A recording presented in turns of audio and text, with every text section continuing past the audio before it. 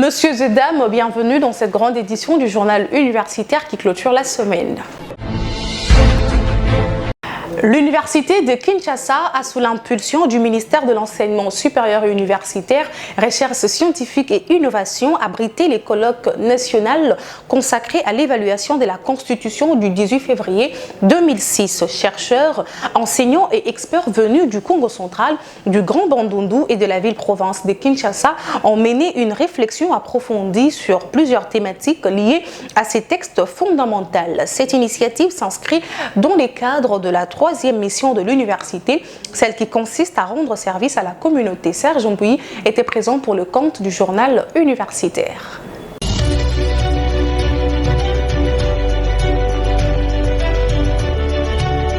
Organisé par la ministre de l'Enseignement supérieur universitaire, recherche scientifique et innovation, les colloques consacrés à l'évaluation de la Constitution du 18 février 2006, 20 ans après son adoption, a été ouvert à l'Université de Kinshasa. Et cette rencontre scientifique réunie de chercheurs et enseignants issus des établissements d'enseignement supérieur de la province du Congo central, du Grand Bandundu ainsi que de la ville-province de Kinshasa. La cérémonie d'ouverture a été présidée par les recteurs de l'UNIKIN, le professeur Jean-Marie Kayembe Toumba. Ces assises permettront aux scientifiques et experts d'apporter leur contribution au débat national sur l'avenir de la Constitution. Au cœur de cette première journée, plusieurs intervenants des renom se sont succédés à la tribune. Parmi eux figuraient les professeurs Jean-Louis Essambo, Jean-Claude Tulumbayi, ainsi que d'autres éminents universitaires. Leurs interventions ont mis en lumière les principaux défis liés à l'application de la Constitution de 2006. Les échanges ont notamment porté sur la gouvernance institutionnelle, la décentralisation, ses forces et ses faiblesses, les fonctionnements des institutions ainsi que les enjeux liés à l'intelligence artificielle. Autant de thématiques qui ont alimenté les discussions entre les participants, s'inscrivant dans les cadres de la troisième mission de l'université, à savoir le service de la communauté. Ces colloques offrent aux scientifiques l'opportunité de contribuer activement à une réflexion d'intérêt national. Selon plusieurs intervenants, la Constitution du 18 février 2006 a révélé certaines limites au fil de son application. Ils estiment ainsi nécessaire de mener une réflexion approfondie afin de proposer des pistes de réforme et des solutions adaptées aux réalités actuelles du pays. Cette activité se déroule simultanément sur 3 sites universitaires, notamment l'Université de Kinshasa, l'Université de Lubumbashi et l'Université de Kisangani. À son terme, un rapport final sera élaboré par les scientifiques et participants. Ces documents devraient servir d'outil d'aide à la décision pour les autorités compétentes dans la perspective de doter la République démocratique du Congo d'un cadre constitutionnel répondant davantage aux aspirations et aux intérêts de la population.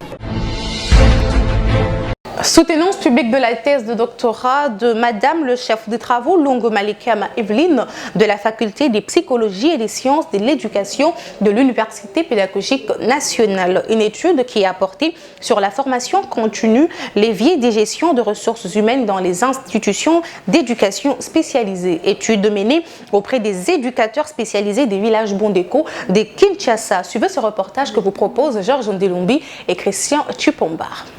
C'est brillamment que Madame, le chef des travaux Longo Malekama Evelyne, a soutenu sa thèse de doctorat consacrée à la formation continue, l'éveil de gestion des ressources humaines dans les institutions d'éducation spécialisées. Étude menée auprès des éducateurs spécialisés des villages Bondeko de Kinshasa. Selon la candidate, cette recherche apporte un éclairage scientifique sur les enjeux du perfectionnement professionnel des éducateurs spécialisés. Devant un jury composé d'éminents professeurs, la récipiente des Evelyne Longo a démontré que la formation continue constitue un levier stratégique majeur de gestion de ressources humaines dans les structures d'éducation spécialisées. Toutefois, son étude révèle que ces potentiels demeurent encore sous-exploités au sein des villages Bondeko. Selon les conclusions de cette étude, plusieurs obstacles limitent l'efficacité de la formation continue, notamment l'accès insuffisant aux programmes de formation, la faible structuration institutionnelle des dispositifs dispositifs existants, inadéquation partielle des contenus aux réalités du terrain ainsi que les manques d'accompagnement managérial. Pour remédier à cette situation, elle recommande l'élaboration d'une politique structurée de formation continue fondée sur l'identification régulière de besoins des éducateurs, le renforcement des contenus spécialisés, le développement de formats pratiques adaptés au contexte professionnel, ainsi que l'intégration de la formation dans la stratégie globale de gestion des ressources humaines. Au terme d'une évaluation minutieuse suivie d'une délibération à huis clos, Madame Longo Malekama Evelyne a été proclamée docteur avec la mention grande distinction. Le couronnement académique a été officiellement fait par le secrétaire général à la recherche de l'UPN, faisant office de la rectrice. Très émue par cette consécration académique longuement attendue, la nouvelle docteure a relevé l'importance de la formation continue comme facteur de professionnalisation et d'amélioration de la qualité de service offert aux bénéficiaires des institutions spécialisées.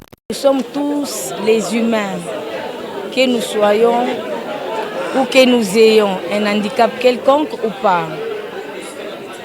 Considérons les personnes vivant avec handicap dans la société comme toute personne.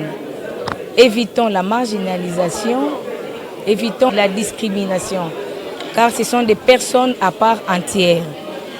Et nous sommes des éducateurs, nous devons nous impliquer pour que l'éducation des personnes qui vivent avec handicap soit formelle, soit compatible, afin que ces personnes soient intégrées dans la société pour la prise en charge professionnelle. Cette soutenance s'est déroulée dans une ambiance conviviale.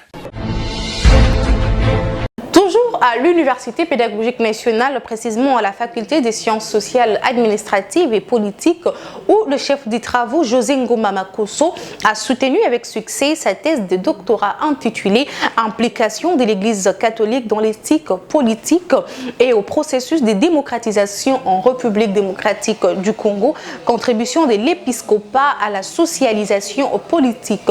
La plus grande distinction a été la mention obtenue par le nouveau docteur. Détail avec Georges Ndelumbi et Christian Chipomba. Le monde scientifique congolais s'est enrichi de nouveaux docteurs à l'issue de cette soutenance publique organisée à l'Université pédagogique nationale. Le chef des travaux, José Ngoma Makosso, a soutenu avec succès sa thèse de doctorat intitulée « Implication de l'Église catholique dans l'éthique politique et au processus de démocratisation en République démocratique du Congo, contribution de l'épiscopat à la socialisation politique ». Dans cette recherche, les candidats analysent le rôle joué par l'épiscopat congolais et la Conférence épiscopale nationale du Congo, 5 ans en sigle, dans la promotion de la démocratie et de la bonne gouvernance. L'étude met en lumière les différentes actions menées par l'Église catholique, notamment l'éducation civique, la médiation politique, l'observation électorale, la défense des droits humains ainsi que les interpellations adressées aux dirigeants. Le résultat des enquêtes révèle que la majorité des personnes interrogées considèrent la CENCO comme un acteur majeur de la socialisation politique en RDC. Elles reconnaissent son influence dans la sensibilisation citoyenne, la dénonciation de la mauvaise gouvernance et la promotion du respect de la Constitution. Selon cette thèse, les relations entre l'épiscopat et le pouvoir politique restent marquées par des divergences portant notamment sur la gouvernance, le processus électoral, la corruption et les inégalités sociales. Malgré ces tensions, l'étude conclut que la contribution de l'Église catholique au processus démocratique congolais demeure significative et s'inscrit dans la durée. Couronné de la plus grande distinction décernée par le jury, José Ngoma Makosso, désormais docteur, a précisé que quand vous êtes à l'opposition, l'Église catholique coopère et travaille avec vous. Mais quand vous basculez de l'autre camp, vous devenez des ennemis. C'est ainsi que nous avons voulu faire voir à la face du monde que l'Église catholique, entre nous, ne fait pas la politique parce que nous n'avons pas des prêtres, des évêques dans les institutions politico-administratives. Ils ne sont pas là. Mais ils font un appel vibrant afin que les dirigeants qui sont au pouvoir de pouvoir diriger avec éthique et morale politique. Mais malheureusement, malgré cet appel, nous continuons à vivre des problèmes dans notre pays. C'est-à-dire la question de notre pays sur le plan politique ne marche pas encore. Même sur le plan démocratique. Vous voyez comment des bavures démocratiques sont en train d'être appréhendées dans notre pays. Par-ci, nous avons des crises politiques. Et pourquoi? C'est ainsi que nous avons jugé de faire voir à la face du monde et à la face scientifique que l'Église ne fait pas la politique, mais ce sont des simples princes de la parole de Dieu. Tout s'est déroulé dans un climat de paix et de sérénité. Parlons à présent de la cérémonie de remise et reprise entre l'équipe sortante et la nouvelle équipe dirigeante de la coordination des étudiants de l'Université pédagogique nationale le jeudi 11 juin 2026, présidée par le secrétaire général académique, le professeur Jean Loaka. Cette initiative a permis une passation civilisée du pouvoir. Désormais, la coordination des étudiants de l'Université pédagogique nationale est dirigée par Emmanuel Combé et Grade Mbaki, respectivement coordonnateur titulaire et coordonnateur adjoint. Suivez. C'est de façon civilisée que s'est organisée cette cérémonie des remises et reprises entre l'équipe sortante et la nouvelle équipe dirigeante de la coordination des étudiants de l'Université pédagogique nationale le jeudi 11 juin 2026. La cérémonie a été présidée par le secrétaire général académique de l'UPN, le professeur ordinaire Jean Loaka, représentant la rectrice empêchée en présence du secrétaire général à la recherche, le professeur Albert Fongi. Dans son mot des circonstances, le professeur Jean Loaka a salué une transition démocratique et civilisée tout en prodiguant des conseils et orientations précises aux nouveaux animateurs de la représentation estudiantine. Je rêve de faire de l'UPN la Sorbonne de France, la Louvain de la Belgique, okay, et parmi les plus grandes universités du pays. J'ai toujours dit que nous n'avons pas raison de décevoir le président de la République qui nous a donné des nouvelles infrastructures, qui rêve aussi de faire de l'UPN une grande université. Et j'ai toujours dit qu'on ne peut pas avoir une grande université sans une représentation estudiantine de qualité, d'excellence. Aujourd'hui, je suis fier d'avoir devant moi deux jeunes gens qui vont succéder à l'ancien comité qui n'a pas démérité. Mais je crois qu'on ferait mieux. Ça, c'est mon rêve. Nous devons être une jeunesse excellente pour des scrutins qui a été transparent et démocratique. Je vous félicite parce que vous avez été élu démocratiquement.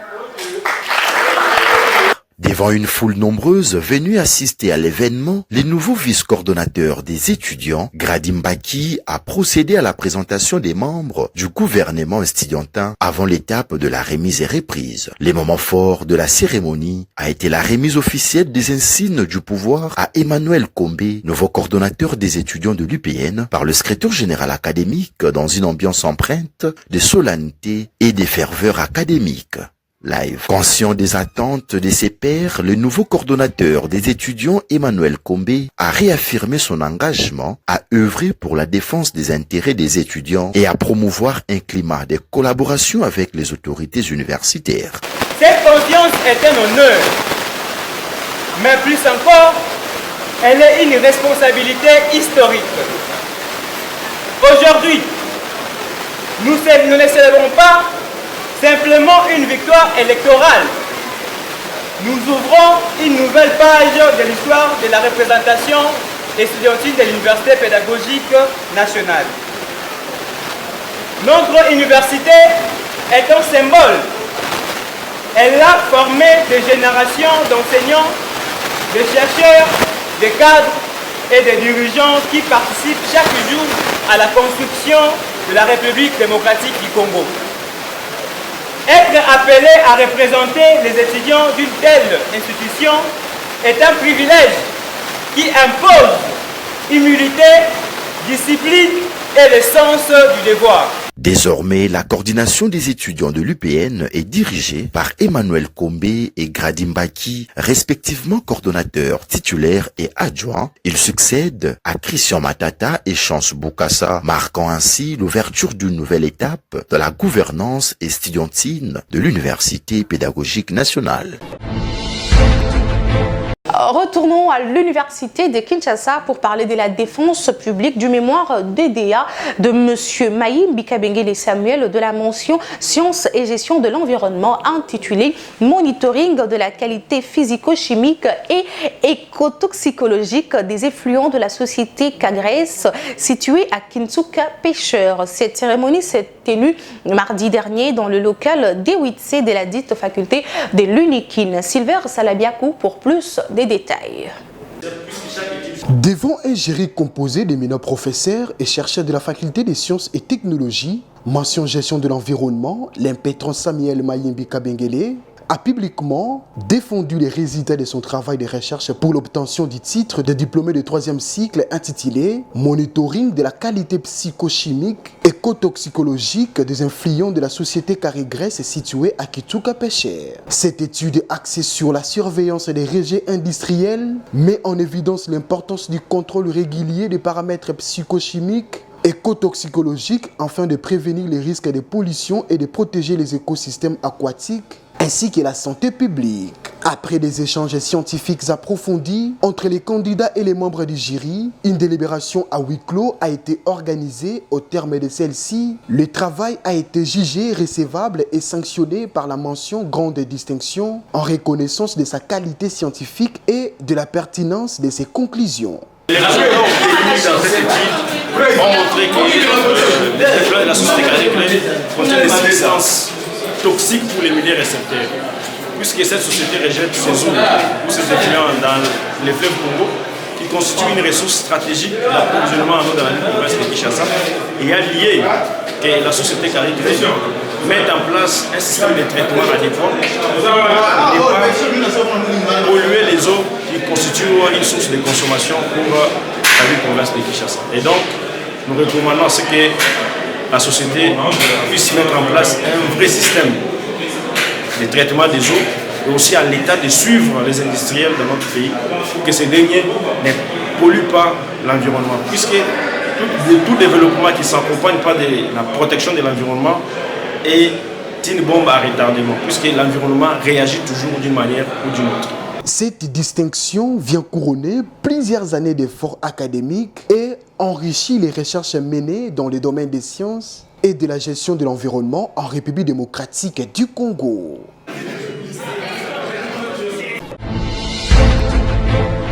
À l'occasion de la Journée internationale de l'environnement célébrée le 5 juin de l'année, l'Université de Kinshasa, à travers la Faculté des sciences et technologies, mention sciences et gestion de l'environnement, a organisé une conférence débat autour du thème de l'année, maintenant pour les climats. La cérémonie a eu lieu au chapiteau de cet alma mater. Reportage de Hope Kiakou. Face aux défis du changement climatique et à l'urbanisation croissante, l'Université de Kinshasa, à travers la Faculté des sciences et technologies, mention sciences et gestion de l'environnement, a organisé une conférence et débat à l'occasion de la 53e journée mondiale de l'environnement, célébrée sous le thème « Maintenant pour les climats ». Après les allocutions d'ouverture, plusieurs experts ont animé les échanges scientifiques autour des enjeux environnementaux en République démocratique du Congo. Le professeur ordinaire Dieudonné Mossibono a présenté une réflexion sur la gestion des défis climatiques et les perspectives de développement durable dans le pays. De son côté, Madame Jeannette Bosingizi, chef de service à l'Agence congolaise de l'environnement et coordonnatrice de l'ONG Logos Premier, a abordé la question du genre face au changement climatique. Tout le monde, aujourd'hui, nous devons nous engager pour protéger le climat. Tandis que le professeur Estache a mis en lumière l'importance du reboisement dans la lutte contre le réchauffement climatique. C'est une journée mondiale de l'environnement où tout le monde doit participer la main dans la main. L'environnement n'est pas une affaire d'un individu, mais c'est une collectivité. Alors chacun doit poser un geste qui conduit en principe à la gestion durable, à l'amélioration des conditions de vie pour que les gens, la régénération future ou les gens du demain seront en mesure de profiter aussi de ce que nous bénéficions comme ressources environnementales. Les discussions ont également apporté sur les conséquences de l'urbanisation accélérée à Kinshasa. Après plusieurs autres interventions, le professeur Benjamin Mandjo est revenu sur les responsabilités à assumer pour un développement urbain durable. A mis l'accent sur les défis et les responsabilités liées à l'urbanisation accélérée de la ville de Kinshasa. Nous avons fait un constat. Nous avons fait un constat que Kinshasa est en train de suffoquer sous le poids d'une urbanisation accélérée, qui a comme conséquence ce chaos que nous sommes en train de constater.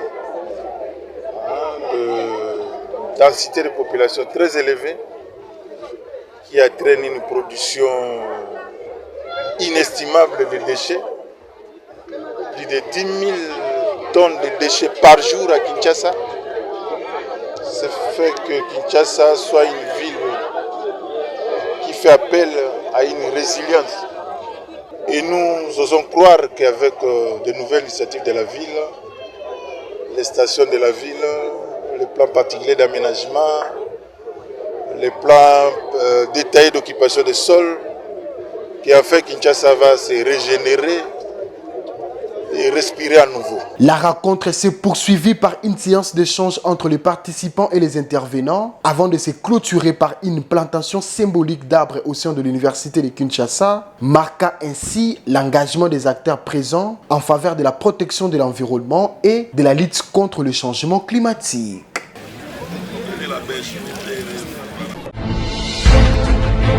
La réflexion sur l'évaluation de la Constitution du 18 février 2006 était au cœur d'une tournée universitaire à Kinshasa. Après l'UNIKIN, l'Université pédagogique nationale et la Haute École de commerce de Kinshasa, la ministre de l'Enseignement supérieur universitaire, recherche scientifique et innovation, la professeure docteur Marie-Thérèse Sombo Ayane Safi Mukuna, a échangé avec les étudiants de l'Institut national du bâtiment et des travaux publics. Au centre des discussions, la souveraineté populaire, le rôle de la jeunesse dans les débats démocratiques et la contribution du monde académique à une réflexion scientifique sur l'avenir institutionnel du pays a fait l'objet de cette ronde dans les établissements de l'ESURC. Suivez.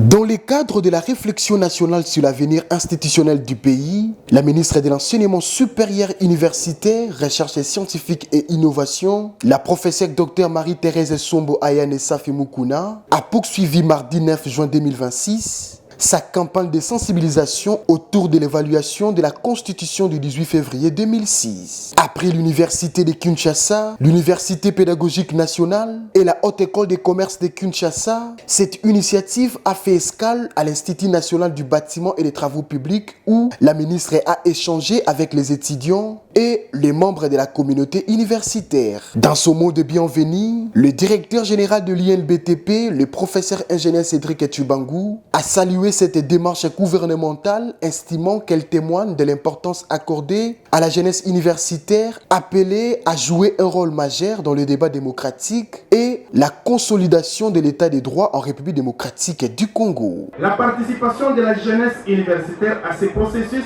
revêt donc une importance stratégique. Les étudiants constituent une catégorie sociale dotée d'un potentiel intellectuel considérable et appelée à assumer demain les responsabilités publiques, administratives, économiques et scientifiques du pays. Excellence Madame la Ministre, l'université a toujours été un espace privilégié de production des idées, d'analyse critique et de construction du savoir. Depuis les grandes universités médiévales jusqu'aux institutions contemporaines, les milieux académiques ont joué un rôle déterminant dans l'évolution des systèmes politiques et juridiques. Prenant la parole après l'intervention du président de la coordination estudiantine, la ministre de l'ESURC est revenue sur l'article 5 de la Constitution, rappelant que la souveraineté nationale appartient au peuple, une disposition qui, selon elle, concerne l'ensemble des citoyens, notamment les étudiants, les enseignants, le personnel administratif et les autorités publiques. La professeure Dr Marie-Thérèse Sombo a également souligné la volonté de son ministère de ramener dans le milieu académique un débat souvent alimenté sur les réseaux sociaux et dans l'espace public afin de permettre aux étudiants et aux chercheurs de s'approprier cette réflexion dans un cadre scientifique académique et constructif. Votre intelligence est même manipulée. Ailleurs, on le protège. Mais nous, notre constitution en 2006 n'a pas tenu compte de ça. Ce sont des choses qui peuvent nous pousser, en tant qu'intellectuels, à penser qu'il y a moyen de réajuster, il y a moyen de réaménager.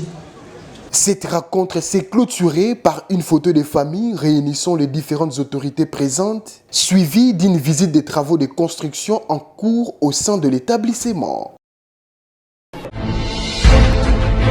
Traité de droit constitutionnel comparé, dimension substantielle, c'est l'intitulé de l'ouvrage du professeur Daniel Israël Mbao Soukissa, baptisé à Rutana, Kinshasa, par le professeur Kanguluma Vincent. Cet ouvrage de 525 pages propose une nouvelle lecture du droit constitutionnel à travers l'expérience comparée et les exigences de protection de droits et libertés fondamentaux. Retour sur une cérémonie scientifique riche en enseignements que nous propose Jordan Kabengele et Nene Wambinga. Soit plein de succès et soit également dans le chef de ton auteur, apporte-lui la fécondité parce qu'on nous a annoncé le deuxième tome. Ça, ce n'est qu'un premier tome. Et pour ce faire, il faut encore beaucoup de travail, beaucoup d'inspiration. En toutes circonstances, bienvenue et merci d'être parmi nous en matière de droit constitutionnel. Merci à l'auteur. Et longue vie à l'œuvre. Merci beaucoup.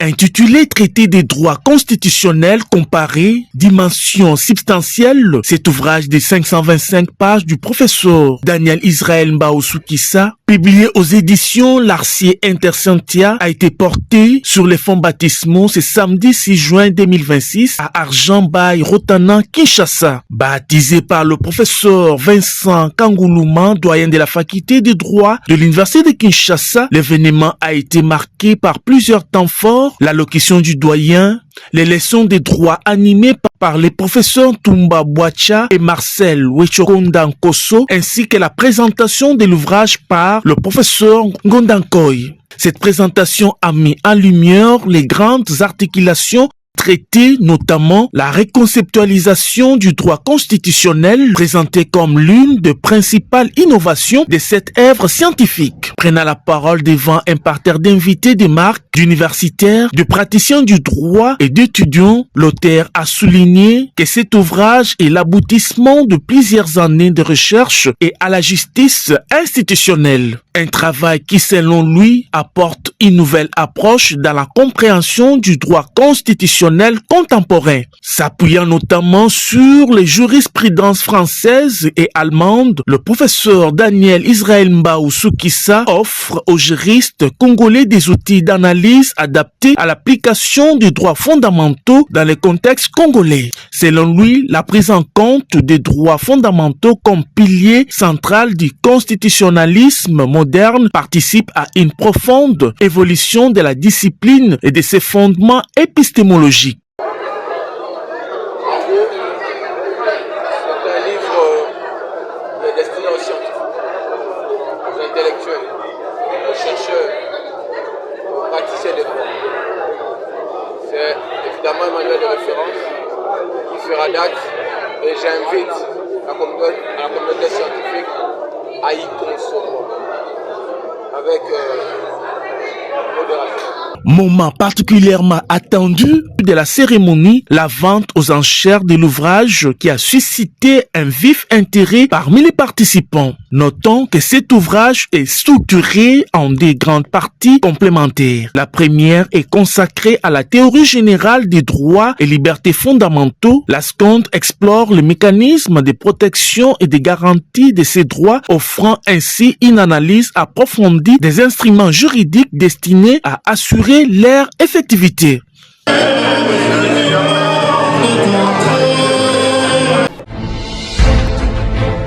Mesdames et messieurs, nous sommes arrivés à la fin de cette grande édition du journal universitaire. Si vous l'aviez aimé, dites merci à Blaise Boucha qui est derrière la caméra. Une réalisation du docteur Emmanuel Lema, toujours sous la coordination de l'honorable André Mouchongo Machara. Quant à moi, je vous dis au revoir et bonne suite de programme sur nos chaînes partenaires.